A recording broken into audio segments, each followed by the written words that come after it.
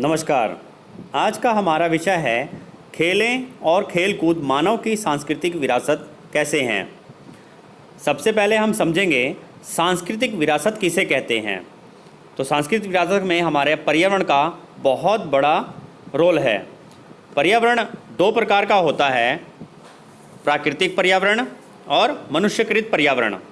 प्राकृतिक पर्यावरण जिसमें पहाड़, पेड़ पौधे, समुद्र, वायु, प्रकाश आदि आते हैं।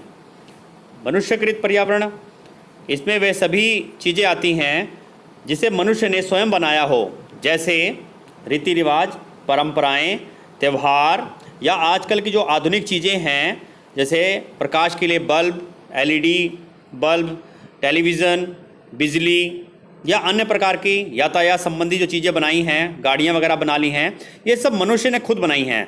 तो मनुष्य जो चीज़ें बनाई हैं उससे मनुष्यकृत पर्यावरण बनता है। तो यह दो प्रकार के हमारे पर्यावरण होते हैं। ऐसे ही मनुष्य ने जो बनाया है उसे एक पीढ़ी से दूसरी पीढ़ी को हस्तांतरित यानी देना क्या कहलाता है? सांस्कृतिक विरासत कहलाता है।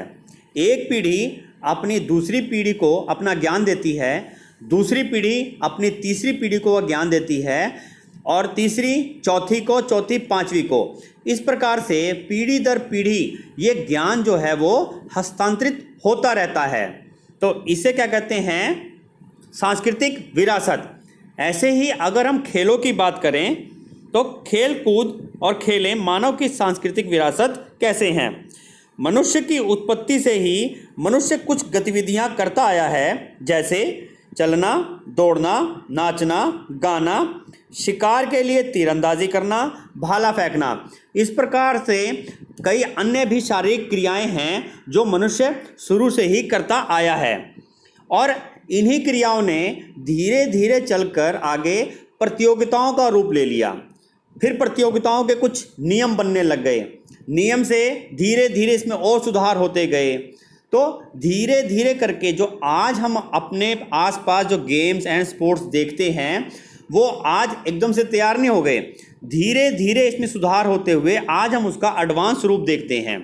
तो ये क्या है? हमारी सांस्कृतिक विरासत है जो पहले मनुष्य सामान्य रूप से सिर्फ क्रियाओं के रूप में करता था, बाद में उसने खेलों का रूप ले लिया, उसमें कुछ नियम आ गए।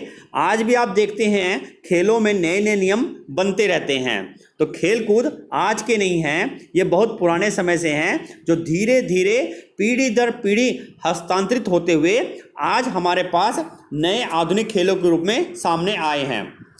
आज के समय की बात की जाए तो विभिन्न देशों में विभिन्न प्रकार के खेलों का जन्म हुआ, जैसे भारत में चौपड़, शतरंज, कबड्डी, खो खो आदि।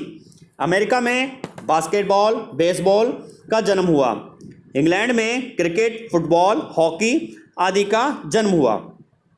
इंग्लैंड को बॉल गेम्स का जन्मदाता भी कहा जाता है, क्योंकि जो बॉल गेम्स जो शुरू हुई वह इंग्लैंड से शुरू हुई और अधिकतर गेम्स बॉल गेम्स जो हैं वो इंग्लैंड से ही शुरुआत हुई, इसलिए इंग्लैंड को बॉल गेम्स का जन्मदाता भी कहा जाता है। तो निष्कर्ष रूप में हम कह सकते हैं कि जो भी ये हम आज खेल देखते हैं यह खेल आज के नहीं हैं, यह पीढ़ी दर पीढ़ी हस्तांतरित होते हुए हमारे पास यह खेल पहुँचे हैं। तो हम कह सकते हैं खेलें एवं खेल कूद हमारी सांस्कृतिक विरासत हैं।